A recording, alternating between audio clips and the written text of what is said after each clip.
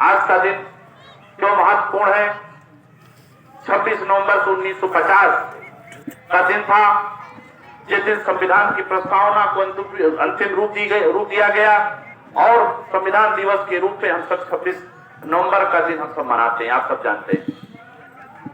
और बाबा साहब भीमराव अम्बेडकर के बनाए संविधान के कारण ही आज देश का विकास हो सका है। सबको साथ लेकर चलने का किसी ने संदेश किसके द्वारा संदेश चाहता है तो बाबा साहब भीमराव अम्बेडकर के बनाए संविधान। बाबा साहब भीमराव अम्बेडकर जी ने बड़ी मेहनत करके और आदरणीय नेहरू जी के साथ मिलकर के संविधान की रचना की, जिसके कारण आप सब जानते हैं उसके बाद आरक्षण मिला सबको। उसी के कारण बहुत से लोग हैं जो गांव में प्रधान हुए और कई कई प्रदेशों में मुख्यमंत्री बने, उसके तौर से बाबा साहब भीमराव अम्बेडकर के बनाए संविधान के कारण। संविधान हमें सीख देता है सबको साथ लेकर चलने का। संविधान में ऐसी तमाम बातें हैं जिनसे भारतीय जनता पार्टी मौजूदा मोदी सरकार परेशान है। उसको लगता है किसी न किसी तरीके संविधान को बदला जाए, संविधान को खत्म किया जाए, लेकिन हम सबके नेता जननायक राहुल गांधी जी आप सबके बनाए बाबा साहब के बनाए संविधान को बचाने के लिए देश के साथ खड़े हैं। देश के हर एक नौजवान, बुजुर्ग, आदिवासी सबके साथ खड़े हैं सिर्फ और सिर्फ बाबा साहब भीमराव अम्बेडकर के बनाए संविधान को बचाने के लिए। आज राजनीति की आवाज बन करके देश की सर्वोच्च जो हमारी संस्था है लोकसभा में आपकी बात रखते हैं और राहुल गांधी का जवाब भारतीय जनता पार्टी के केंद्र के बड़े बड़े नेता नहीं दे पाते। यहाँ तक कि देश के गृह मंत्री और प्रधानमंत्री के पास भी राहुल गांधी जी की बातों का जवाब नहीं है। उन्होंने कहा कि संविधान के तहत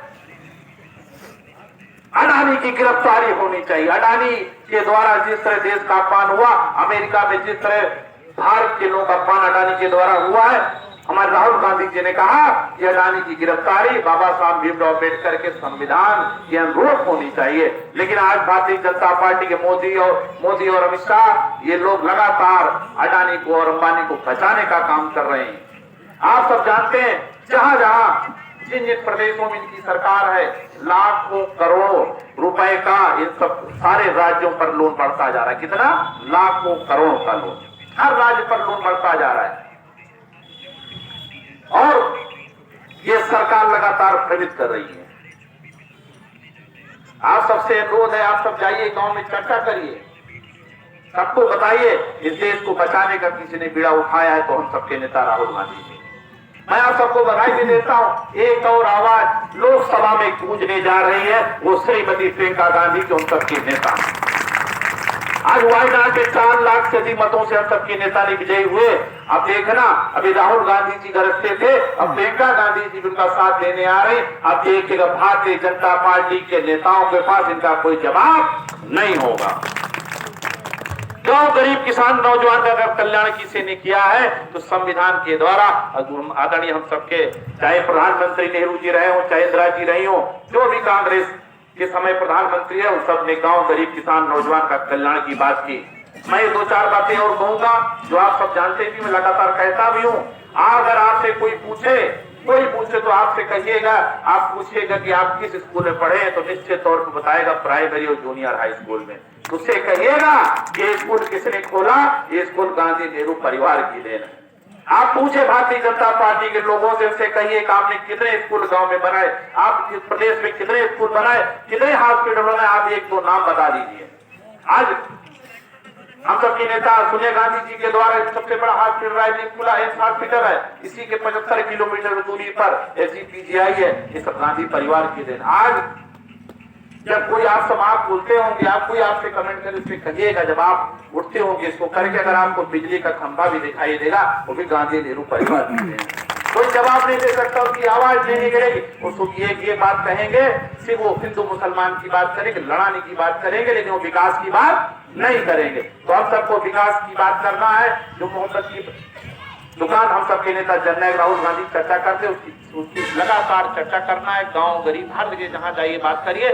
देश के संविधान को बचाने के लिए और देश के लोकतंत्र को बचाने के लिए हम सबको राहुल गांधी के हाथों को मजबूत करना होगा। और ये मत सोचिए कि सरकार प्रदेश में मेरी नहीं आई, सरकार भी आएगी, आप विकास भी आपके द्वारा इस देश का होगा जैसे होता रहा है।